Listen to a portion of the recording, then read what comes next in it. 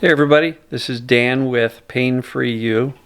Still up at my mom's. She's doing great. Her speech is back completely and she's doing really well. So I'm just here mostly for emotional support, get her comfortable being on her own again and getting back into her routine. So for everybody who asked and sent prayers and well wishes, totally appreciate it. Today's topic is going to be on fear and avoidance. But before I do that, I take a couple of nice breaths.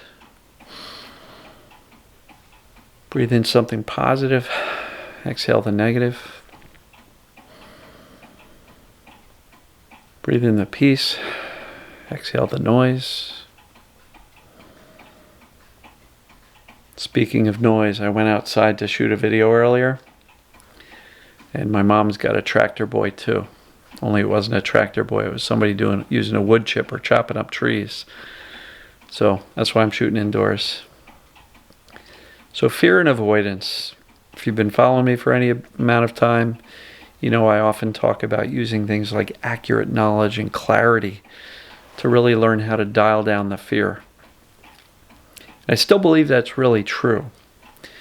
Because I do believe that fear and the attention we give to our symptoms is what actually keeps the symptoms persistent. And so it's really important to dial down that fear.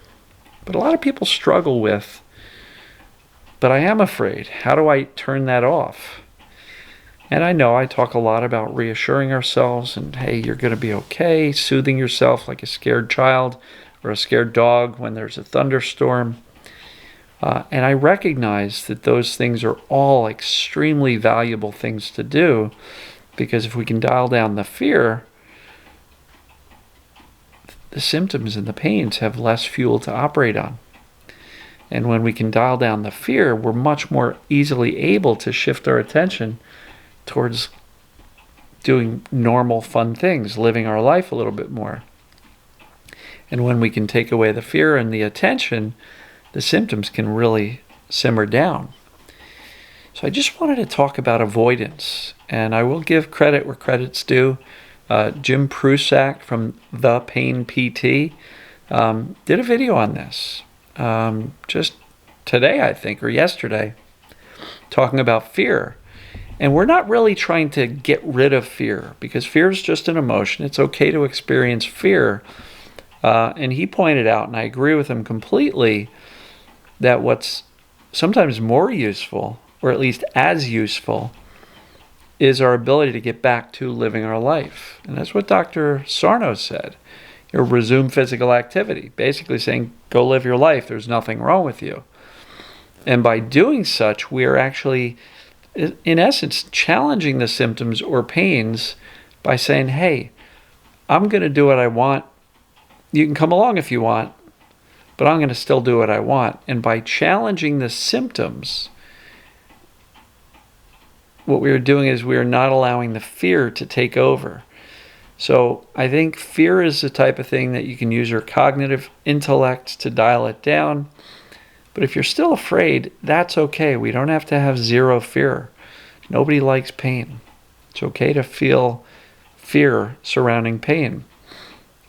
But I guess the more you can challenge yourself to resume activities, the faster your brain learns that this thing called pain is really not as big of a deal as previously thought.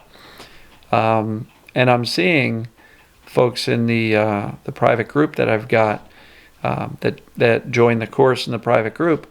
They are beginning to do more normal things and saying, you know what, I don't care if I hurt or not, but I'm going to go do that thing. I'm going to go have that experience. And inevitably, they find that their pain goes, and it starts to lower significantly based on, their ability to say, you know what, I'm going to do it anyway and I'm okay. And they focus on living their lives. So by challenging the symptoms and not avoiding things, you can dramatically improve these sensations and symptoms very quickly. And when I say avoidance, I'm talking about things like avoiding emotions, avoiding physical movements, body positions, sitting, standing, walking, running, exercising, going out socially, going out shopping.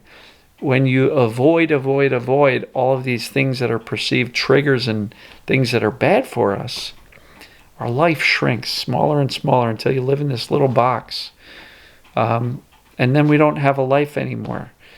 So I will encourage anybody who's living a small life to start to challenge yourself and stop avoiding things.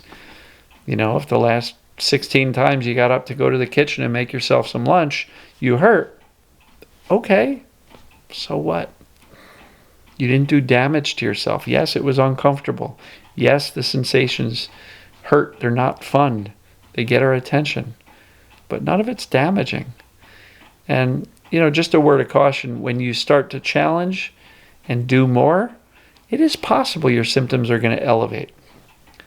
Don't be surprised by that. That doesn't mean you're broken physically. It just means your brain is going, time out, what are you doing? It's going to attempt to stop you from doing these things. But if you could say, all right, I'm going to do it, whether the pain goes up or not, I'm just going to do it anyway and know that I'm okay. None of this stuff is damaging me because you've already done the assessments and know that you've got TMS, which means there's nothing broken, there's nothing wrong with you physically, which means you just have to teach your brain.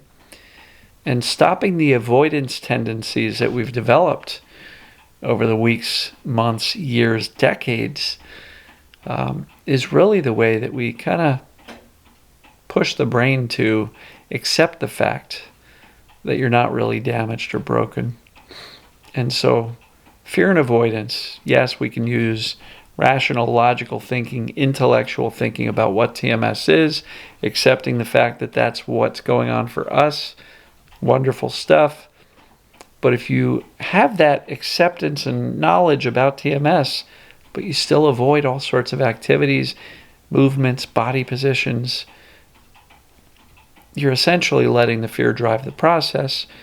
And so I'm going to encourage you, a little bit at a time, don't just go whole hog into it, a little bit at a time, start to challenge and stop avoiding all of these things and do the things you want to do anyway, even if the sensations are there.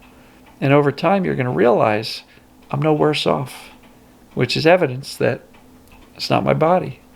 And the more you can challenge it and stop avoiding things, the faster you're going to get better. And I see it over and over again. The people who start to resume activity and shift back into living their lives get better much faster than the people who just try to make this an intellectual exercise and one where they feel emotions, but they still don't start moving their body more or don't engaging in life yet. You can only get so far with just the emotions and just the intellectual understanding. Shifting our focus away from the symptoms and back towards life and doing normal things is really kind of like the icing on the cake. So that's what I got for you today. Fear and avoidance. Dial down the fear, stop avoiding things. And that's going to help you dial down the fear too, because you're going to get to do more fun things. And the way this is interesting is, the reason this is interesting is because when you start to do more fun things and living your life more, you're going to notice that very often while you're doing those fun things and living your life, pain leaves you alone, which is more evidence that it's TMS to begin with. So, love you guys and gals. I'm going to wrap this one up, and I will see you tomorrow.